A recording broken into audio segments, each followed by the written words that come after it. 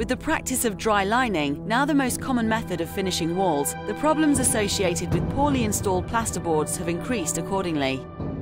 Oversized holes for the accessory boxes, holes in the wrong place, and boxes at the incorrect depth. All of these factors resulting in poorly fitted accessories that require filling. These days, with ever more stringent building regs and clients demanding superior quality wall finishes, this problem has to be addressed. VEX Box, the variable extension box, overcomes these problems by extending the front edge of the accessory box flush with the plasterboard. This allows the plaster to form a solid barrier around the box. Traditional extension boxes could be used, but this is rarely the case. VEX Box's unique design enables you to create up to 12 different extension boxes from just one template, single or twin profile, varying from 4mm of extension up to 35mm of extension.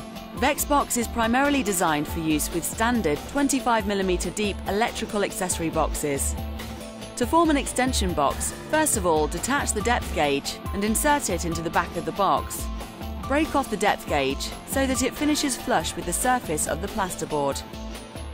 Now that we have determined the level of extension required, using a knife, run the blade down the template, using the groove as a guide to achieve a nice straight line and release the excess from the main body.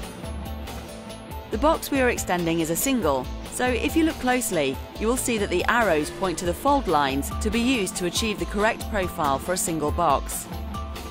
As the single box has a smaller perimeter than a twin box, the first thing to do is break off the excess, as indicated by the recycle arrow. Once the excess has been removed, follow the arrows and fold accordingly to achieve a single profile. We'll do the same again for the twin box. The level of extension has already been set, so all that is left to do now is to fold it into the twin profile.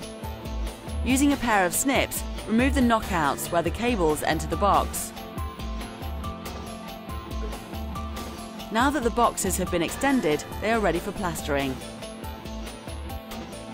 Now that the wall has been plastered, we can see that the plaster has formed a seal all the way around and up to the edge of the box. Especially important where accessories such as grid systems are being used.